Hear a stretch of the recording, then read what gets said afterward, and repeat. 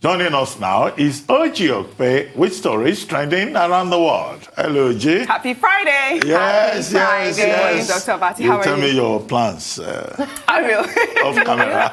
I will, for sure. You know you enjoy those. Good morning, Adesua. Good morning, Happy Ojota. Friday. Happy You look Friday. lovely. Thank you so much. Great. Good morning, Rufai. Happy Friday. Adesua is not joking. A great weekend. Market is...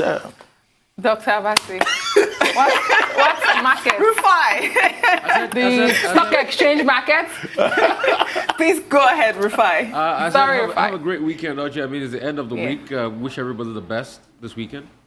Wish you a great weekend, too. Yeah. Well, good morning to you, viewers. Here are some of the highlights of what's trending today in Nigeria. First, soldiers jubilate over the invasion of the impenetrable Timbuktu Triangle, killing dozens of Boko Haram militants.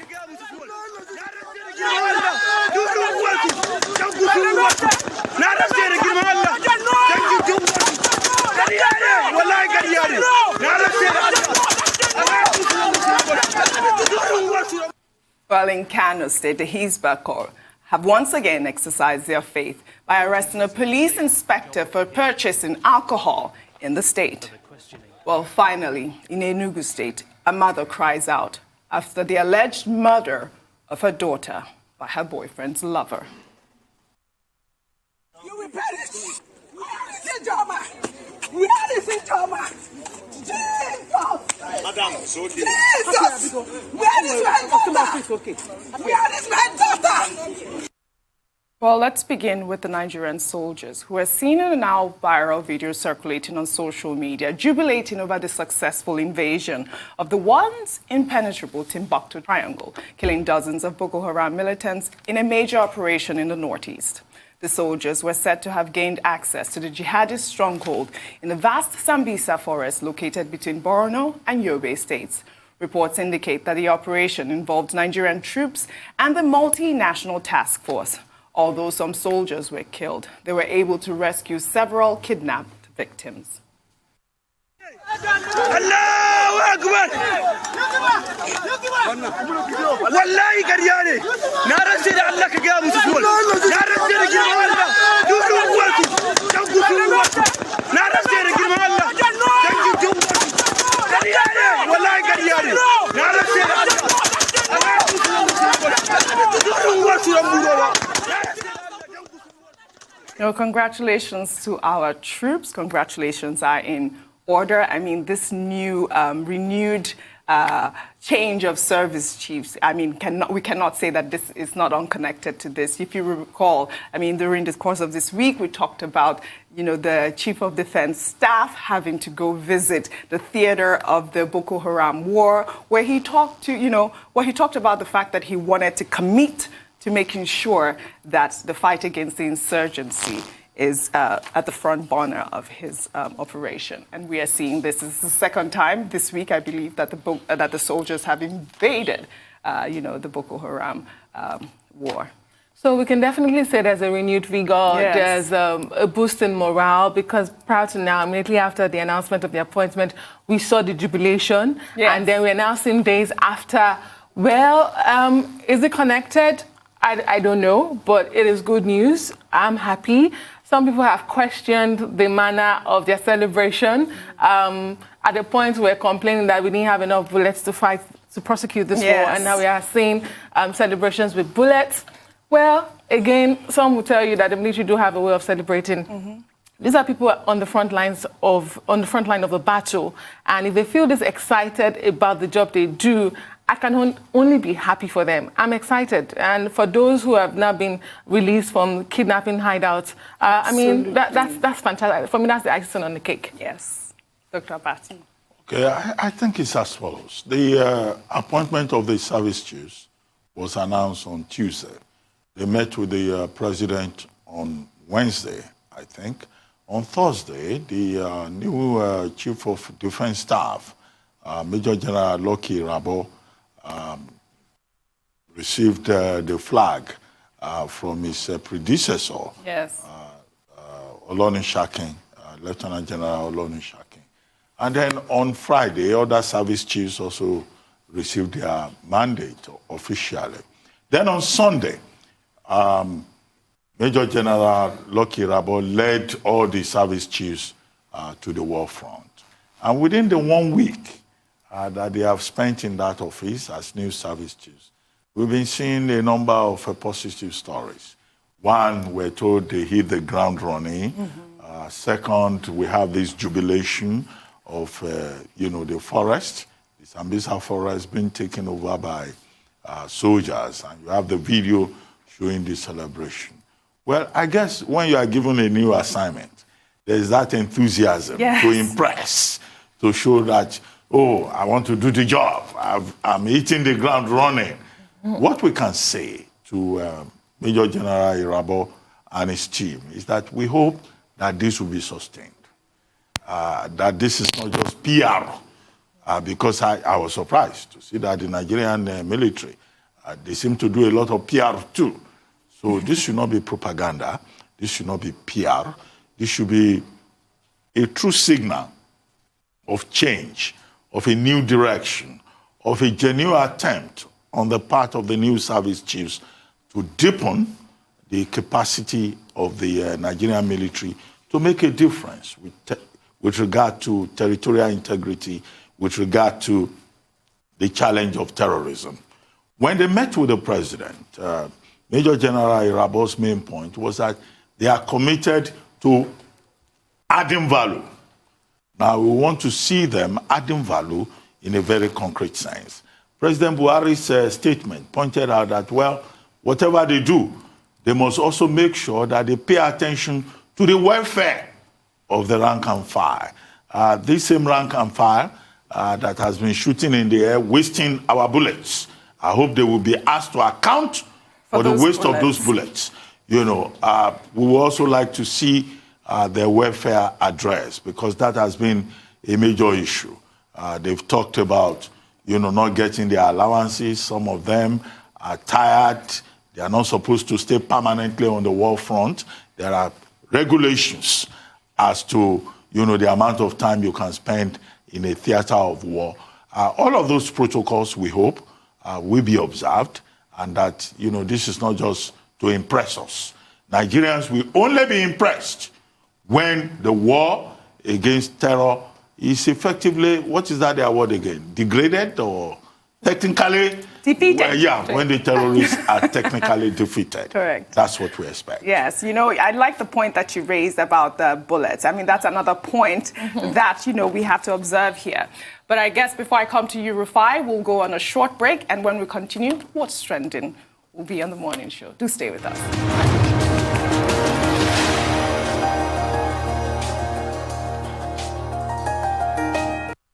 Welcome back to the morning show here on Arise News. Rufai, before we went on a break, we were talking about the soldiers' victory in the impenetrable Timbuktu triangle. I mean, I'm very happy about it, but there's a Nigerian phrase I should say. Hope this is not initial gragra. The Nigerian phrase initial gragra pretty much means hitting the ground running and showing results. Because when we had Lieutenant General Buratai, he hit the ground running too. Because it's so quick for us to forget in a hurry that at some point, I don't know why they use the phrase the breast thinks is sliced bread, because the sliced bread was invented in 1935. But at some point, the performance of General Buratai too was the best thing since sliced bread as regards the war against insurgency in this country. They all hit the ground running. But we should ask ourselves a very delicate and important question. Why can't we sustain this till the end and push this on as we hope to end the fight against insurgency with every method possible we have used? Operation Safe Corridor, pardoning the insurgents and all of that. Why can't we push this till the end? In my thinking, I got an answer for you, Audrey. Yes. The answer is a quote in Management Speaks that says, "Culture will eat strategy for breakfast." So the question is, we have various strategies to fight insurgency, but what's the culture behind it? Is there a culture of welfare and respect for the Nigerian troops? Do they believe that they are truly fighting for their fatherland? Is there a culture of buying the tools they need for them? Is there a culture of giving them everything necessary to prosecute the war? Is there a culture of sustaining what works in the country? If we don't address culture, Strategy will always give you initial results, like the initial gragra we have in Nigeria parlance, but it can't sustain you except we change a culture that is incumbent in our troops and giving them the wherewithal. We cannot win this war. We need to change the culture. It's the cultural approach, even the culture of engaging with people resident in those areas, the culture of intelligent gathering, the culture of making them know that they're truly fighting for their welfare in Nigeria. If we don't change that culture, then we'll record successes. Every new service chief always record an initial success. The question is, if we don't change the culture, are we going to be talking about this 4 or 5 years down the lines when we start calling for the head of the service chiefs again and saying they should be changed? And that's why I said something the other day to the new service chiefs. Please do not get too excited, because that same treatment that was given to the woman before is still there. And the husband is always waiting to give that same treatment. But if we don't change the culture, we won't get anything done in this warfare. Kudos to our valiant and gallant soldiers. Yes. I just hope we have a culture that seeks their welfare. Do we even have a culture that provides counseling of post-traumatic stress disorder for our military men in this country? Questions, questions, questions. Good point, Rufai. We'll take another story. In Kano State, Nigeria, where the Islamic Police Corps, Hizbah, and the state's Road Traffic Authority have arrested an inspector of the Nigerian Police Force for purchasing beer barred for sale and consumption in the state. The inspector, popularly known as O.C. Gulda, is a Christian who manages the police officers' mess in the Shaharada area of the state. He was arrested for allegedly using a police vehicle to supply over 1,000 cartons of beer to a dealer. Reports say the Hizbah accused the officer of trying to soil their religion. On Tuesday, reactions trailed the Islamic police for arresting a barber for giving his customers offensive haircuts. Dr. Batin, I will come to you with this story because I am not very conversant with the Hizbah law. Allegedly, there is a bar on the sale and consumption of alcohol in the state. Well, the Sharia, has been always very controversial. In the discussions leading to the 1979 Constitution, yes, the entire process in that regard is well documented in Father Matthew Kuka's PhD thesis, which he later published as Religion and Politics in Northern Nigeria. But all of that debate at that time established the fact that the Sharia would be a personal orthodoxy, even if it is a recognition of the fact that people have certain choices within the Nigerian Federation. But the Constitution of Nigeria is very clear. There should be no state religion. It says the state of Nigeria does not have a religion because it's a multicultural, plural, diverse country. But the problem we've had with the Sharia is that some people are seeking to impose it as state religion. And if you look at this story in Kano, it goes in that direction. O.C. Gulda, that's the name of this particular policeman who has been arrested. We're told first by the Karota police. I was shocked that they have another police in the traffic authority. In Kano State. Yes, Karota. No, the Constitution is very clear. Section 215. There shall be only one police force of the Federation. Nobody can create an alternate police in Nigeria. That's unconstitutional. That's illegal. Now, Karota police were told, arrested O.C. Gulda, and then handed him over to the Hizbah. And the Hizbah went and seized what he had bought and all that. It turned out that O.C. Gulda is in charge of Mopo 52 in Kano, in charge of the police mess. And what do policemen do when they go to their mess? They drink pepper soup. Just to relax. They relax. Yeah. They take pepper soup. They drink whatever they want to drink. And the people who arrested him are alleging that this is against their religion. Now there can be no state religion anywhere in Nigeria because the Constitution does not recognize that. So this is the contradiction that we face when people insist on processing religion into the governance system in Nigeria. And this is not the first time we have this case in Kano, particularly. You remember the case of the musician, right, who survived because he was helped by Kola Alakmani and Co. To go to the High Court. Because the Sharia law applies only as a personal orthodoxy.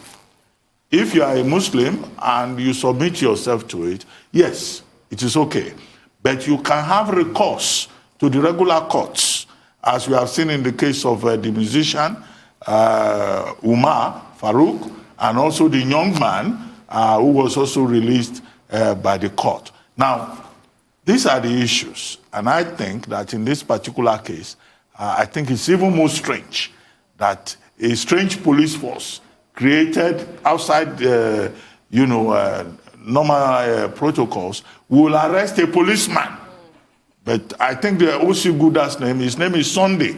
So if his name is Sunday, he's not covered by the Sharia. He's a Christian. He's a Christian. Yeah, he's a Christian. So the other man who was accused of having given a haircut that was against a certain religion, his name is Elijah, Elijah Ode. So, it's a very difficult situation. But those are my comments.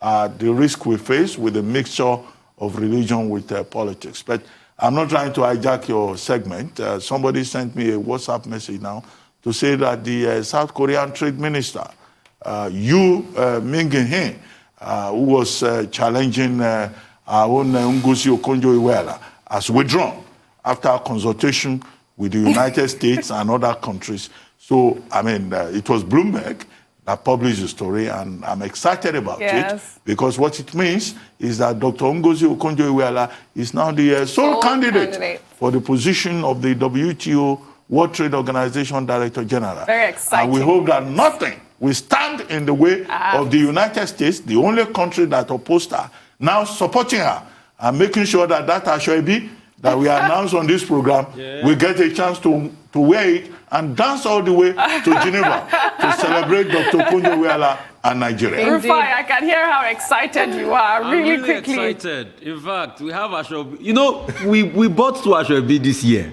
We bought Biden's Ashwebi. We will buy Ngozi Okonjo-Iweala's Ashwebi. And for you watching us, we'll buy your Ashwebi. We'll celebrate good things too with you. All right, a quick comment about the Hizbah story. Oji, this is quite shocking for me. And I know religion is quite a very touchy issue, but please, we should be careful. Because to a large extent, you are destroying people's livelihood. And we should be very careful. All right. The last time I checked, taxes and VAT for alcohol, it's quite a lot in this country. And most of those money too are deployed to states like this. So when you look at it, you are destroying somebody's livelihood, destroying, a barber's livelihood. That's all he's got to eat because he cut a certain hairstyle. I agree. You are arresting people for alcohol, but you can spend VAT from alcohol. Come on. Let's be careful. Points. You cannot collect taxes and VATs and then destroy them. And you're destroying the businesses. This whole story, when you look at the duty of the Hizbah, it's actually to settle disputes, guide and preach the Sharia, not really to detain or arrest. In serious criminal offenses, they're supposed to hand over the suspect to the police. But what we are seeing increasingly, apart from the legality of the Korota police, we are seeing that the Hizbah is beginning to take over the role of the Nigeria police. Exactly. And that's disturbing. That's disturbing. Last we checked, the Nigerian state is a secular state, like Dr. Batia said. And I want to ask, if you're saying that this way, it's quite sad. Does it mean now that the Constitution accepts state police? Because the Hizbah is becoming a state police of some sort. Needs to be investigated. So does it mean that we've accepted state police already? No, there is only one police force. So why is the Hizbah doing this? Exactly. We should be careful. Yeah, but the same levels. Constitution recognizes the Sharia as personal orthodoxy, not as a criminal orthodoxy. So they mix it up and they misapply the principles. It's quite so somebody should please tell them now. They are not the police. They cannot do the job of the police. All right, we'll take another story. On Thursday, Nigerians took to social media using the hashtag Justice for Ijeoma to demand for a thorough investigation of the alleged killing of a makeup artist by her boyfriend's lover. Reports reaching us indicate that the victim, Ijeoma, was murdered by the jealous lover, Chiamaka Ifueze, who was alleged to have conspired with her brother to kill Ijeoma, who is a graduate of the Imo State University. It is understood that Chiamaka allegedly lured the victim to a yet-to-be-identified place with the promise of giving her a makeup gig. In the name of Jesus. It's okay, madam. Madam, it's okay now. You will what is it? I don't mind that you're going to cause you. Stay here. In the name of Jesus. It's okay, madam. Madam, it's okay now. You will perish. Where is Ijeoma? Where is Ijeoma? Jesus! Madam, it's okay. Jesus! Where is my daughter? Where is my daughter? Where is my daughter? What have she done? What have you done? What have she done? Where is Ijeoma? Apparently, this girl lured the victim to some place and poured acid on her. I mean, this is a ridiculous story. I was so heartbroken when I saw it. She conspired with her brother to kill this young woman, this young, beautiful woman, and I could not stop but cry when I saw that video of the mother wailing. We should all demand justice for Ijeoma. It's heart-wrenching indeed, and my heart and prayer goes out to the grieving family and loved ones. She was such a beautiful girl. Just looking at the picture breaks my heart. Sometimes, OG, I wonder what is the value of the Nigerian life? You know, can we say truly that we value a life in Nigeria? Because when you look at some of these killings, for the flimsiest of excuses, we're able to snuff out life from a human being. To think that this was over a boyfriend. They killed her. No, justice must be delivered. Yes. Justice must be delivered. Yes. Justice must be seen to be delivered. And speedily too. We hope that the courts will deliver justice in this case, and speedily too. I am so heartbroken about this story. It's truly heart-wrenching. Dr. Bati, your comment? Well, I think this is a story about evil, about the devilish nature of man. Barbaric. In this particular case, we're dealing with premeditated murder. It's not a passion crime. It's premeditated murder, calculated. And that's why I say we're dealing with evil here. A young lady, Ifesue Chiamaka, that's the name. And Ifesue Emeka, the brother, yes. The two persons who are defendants in this case. Now you have the sister who says this young lady is having an affair with her boyfriend. And she lured her to Owerri, right? And then they gave her poison. They forced her to drink poison. And then after she died, they poured acid on her. Those are the initial details that we have. It has to take some kind of satanic, Judas-like mentality for anybody to carry out this kind of cold-blooded, premeditated murder. Well, the case has now gone to court. But first, 2 points to be made. The first is about lessons that we can learn. Look at the young lady, Ijeoma Nweke, a friend to Messieke of BB Niger, and who has gone on social media to give us some information about her. She has a second-class upper in psychology from Imo State University, graduated in 2014, and she started this business. We preach entrepreneurship. We say people should not rely on government, you know, they should be creative. And you see, this is a young lady who is trying to make a way for herself. And now all of that dream has been snuffed out by another young lady fighting over a boyfriend. Now, I mean, that's really sad. And we feel for the family, and we join every other person who is saying that justice must be done in this case. What are the lessons? Well, I see a lot of young ladies who are makeup artists. They go to offer what they call home service. I think this is part of that home service. Now, should it be the case that when you get that kind of assignment, if you are a makeup artist or you are given a home service, you go with somebody else, you know, as a form of protection. Oh, that's because we're conscious. told in the story that she suspected that something was wrong. Then she made a phone call to a friend. SOS. Now, the best way to protect yourself, perhaps, is to have a team. Maybe if she had gone with an extra person or two persons, that would have helped. But my take is that maybe there's a lesson that we can learn. However, in terms of the filing of the case, there's something that is not right. A magistrate court, because the case was filed in a magistrate court, does not have jurisdiction over capital offenses. But I know the police, when there is any case like that, because they want to get a holding charge, they will quickly go to a magistrate court and they will file the case. Now, I think the prosecuting counsel, maybe what he had in mind is just to secure bail, to secure remand, to have the two persons, the accused persons, remanded. But that case, the counsel to the victim should immediately ask that that case should be referred to the High Court, which has the proper jurisdiction, because jurisdiction is the superstructure. Thank you in for law. that, Dr. And that's the decision in Lufadeju versus Johnson, Paniki to be GSC, as it then was. So I think that matter has to be addressed. Otherwise, you know, you go and try, you can't try a murder case in a magistrate court. Good point. It will not work. Good point. Rufai, a quick comment from you. Justice must be done for Ijeoma. This is very sad, and my heart goes out to the mother. I mean, I felt the pain when the mother says, "Where's my Ijeoma?" And that's to show you the pain she's going through. It's like a dagger ripped through her heart. Justice must be done. She must follow it till the very end. All right. But man's heart, most importantly, the mind of a man is the man's world. It just shows the weakness of the mind. A person that does evil is weak. A person that dictates over others is weak.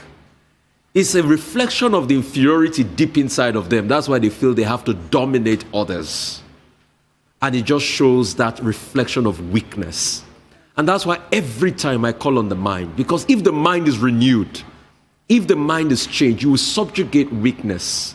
It's not only by killing somebody, petty enviness and strife.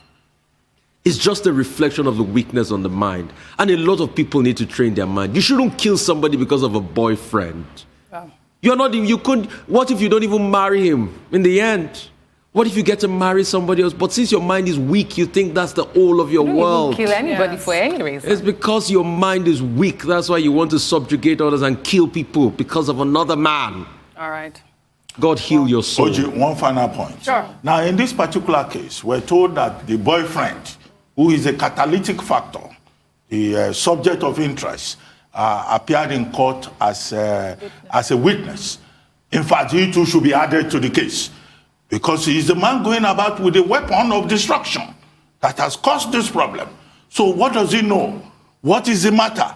Why has he become a weapon of destruction, resulting in the murder of a promising young lady? May her gentle soul rest in peace and may justice be served. Before we go, I'd like to leave you with a video from Ireland of police officers dancing to the popular South African song, Jerusalem.